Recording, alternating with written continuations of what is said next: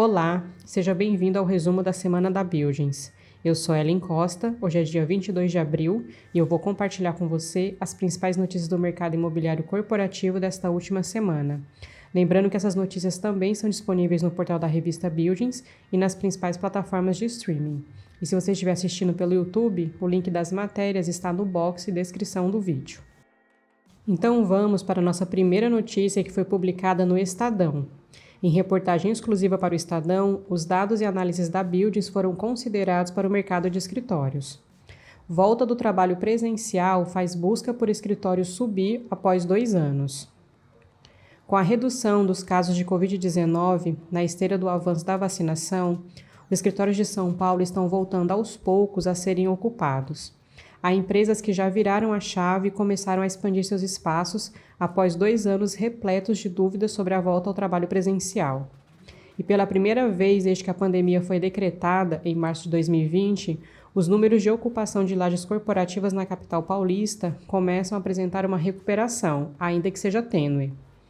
No primeiro trimestre deste ano, segundo a consultoria Buildings, houve uma melhora na taxa de vacância, que mostra a quantidade de edifícios corporativos desocupados.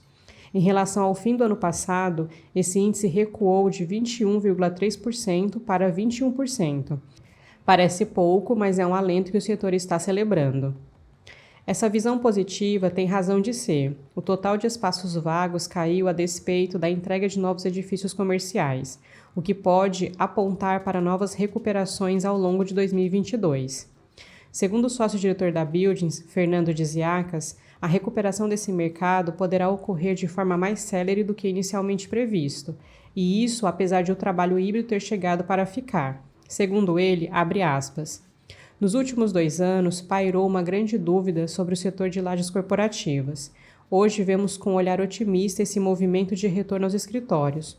Muitas empresas voltaram a aumentar seu espaço. Fecha aspas. A gestora de investimento RED é um exemplo dessa tendência do mercado imobiliário corporativo. A companhia alugou mais espaço para seu escritório, tanto porque sua equipe cresceu, quanto também porque queria reduzir a aglomeração de funcionários. Se durante a pandemia o mercado de escritório se assustou com a devolução em massa de espaços por empresas que projetavam que os edifícios não eram mais necessários, hoje já há companhias voltando atrás nessa decisão. Ainda de acordo com o sócio-diretor da Buildings, Fernando de Ziacas, esse movimento já é observado em São Paulo. Abre aspas. Empresas que ocupavam grandes áreas reduziram seus escritórios na pandemia, mas a próxima tendência será voltar a crescer os espaços. Fecha aspas. Entre as empresas que reduziram drasticamente o tamanho de seu escritório no início da pandemia, mas que teve que alocar novos espaços, está a gigante dos investimentos XP. Presidente da consultoria imobiliária Cushman no Brasil, Celina Antunes, afirma que neste momento há 2 movimentos que estão levando a um cenário mais favorável das lajes corporativas. O primeiro tem relação de fato com o crescimento das empresas. O segundo está ligado ao aumento de área para comportar espaços mais relacionados ao lazer, como restaurantes e salas de jogos. Para ler a matéria completa e na íntegra, acesse o portal da revista Buildings. Essa mesma notícia também foi destaque em outros portais: GZH Economia, Terra, Infomoney, Mercado e Consumo e revista Pequenas Empresas Grandes Negócios.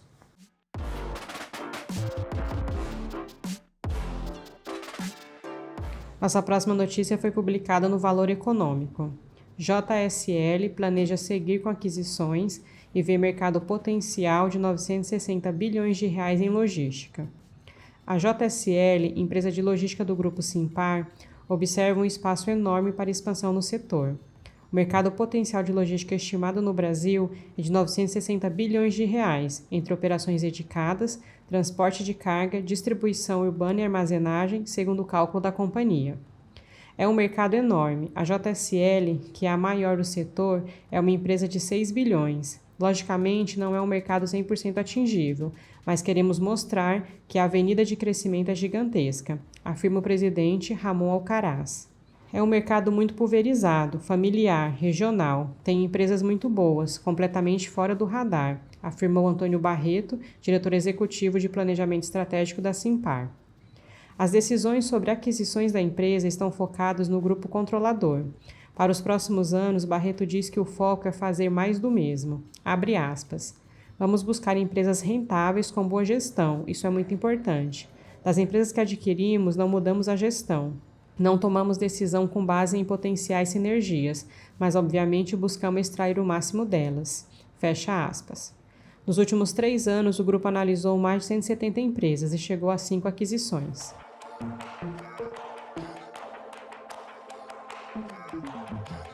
Nossa próxima notícia foi publicada no Suno Notícias. O Last Mile e os seus principais desafios para o crescimento. Artigo de Gustavo Ansdorian. As vendas por e-commerce vêm crescendo de forma acelerada no mundo todo. O Brasil não ficou atrás nesta tendência, atingindo um volume recorde de pouco mais de 160 bilhões de reais no fechamento de 2021. Entretanto, ainda existe uma enorme avenida para o crescimento da penetração das vendas online, pois ela representa pouco mais de 11% sobre as vendas totais de varejo no Brasil, sendo que no Reino Unido o percentual está próximo a 30% e na China é superior aos 50%. Como fator crucial para o desenvolvimento dessa indústria, faz-se necessária a produção de galpões logísticos nas cercanias dos principais centros populacionais brasileiros, em conjunto com os pontos de distribuição da última milha para o consumidor dentro das cidades, o chamado Last Mile. Esta última etapa possui uma relevância bem grande nos custos de distribuição, pois representam metade do custo total logístico, enquanto a armazenagem e o manuseio das mercadorias representam 20% e 15%, respectivamente. Esses pontos de microdistribuição podem ser caracterizados com diversas tipologias: delivery centers, micro-hubs, smart lockers, dark store e dark kitchens. E a necessidade primordial de todos é estarem perto dos polos consumidores, o que envolve muitas vezes estar inseridos em regiões demandadas pelo mercado imobiliário. Com isso, esta classe de ativo acaba competindo com outros produtos, tais como torres residenciais, comerciais e lojas, que possuem maior rentabilidade na operação e, consequentemente, mais valor financeiro a serem remunerados aos donos dos terrenos e imóveis dentro dessas regiões. Com o objetivo de promover o desenvolvimento da indústria de logística urbana, é preciso um planejamento compreensivo envolvendo a Secretaria de Urbanismo, empresas ligadas à logística, associações de bairro e do mercado de construção. Para a iniciativa privada, por se tratar de um produto imobiliário relativamente novo, ainda estão ocorrendo os primeiros estudos para nacionalizarmos exemplos já existentes lá fora, tais como galpões multiníveis e também empreendimentos multiuso envolvendo escritórios e lojas, objetivando maior rentabilização dos investimentos junto aos proprietários de imóveis comerciais.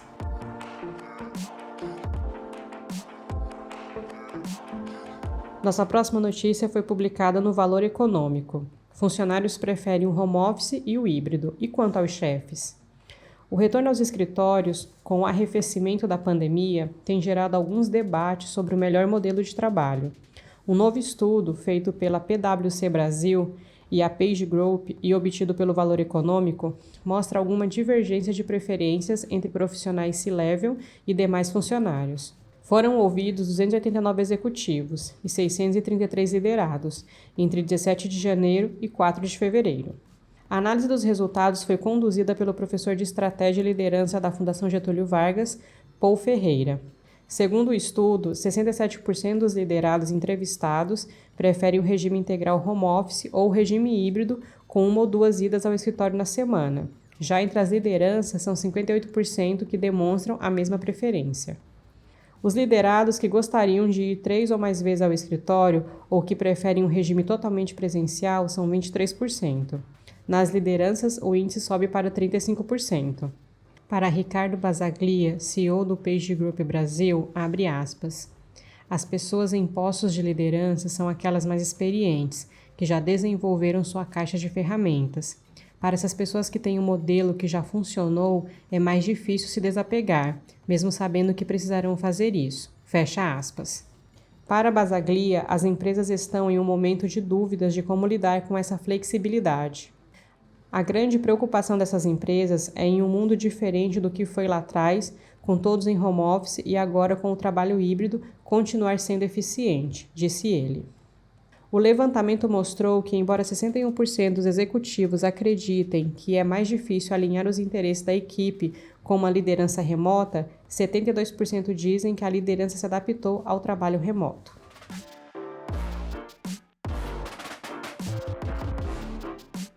Nossa última notícia também foi publicada no Valor Econômico. A arbitragem no mercado de fundos imobiliários. Na pandemia, o mercado de fundos imobiliários passou por mudanças. Primeiramente, os preços das cotas de muitos deles caíram, refletindo desafios impostos pelo cenário: shoppings fechados, escritórios esvaziados, com a massiva adoção do home office. Houve ainda a drástica piora dos cenários macroeconômico e político, o que ocasionou a queda dos preços de ativos reais, porém o mercado imobiliário se ajustou à nova realidade. A população aprendeu a fazer pedidos online, impulsionando, por exemplo, o boom dos galpões logísticos para e-commerce. Nestas novas teses surgiram como renda urbana, residenciais para renda, agrologísticos de desenvolvimento logístico. O setor deu um salto de 140% em investidores em 2 anos, com mais de 1,5 milhão de CPFs ao final de 2021. O volume de ofertas também cresceu fortemente, totalizando cerca de 100 bilhões de reais em novas emissões no biênio 2020-2021.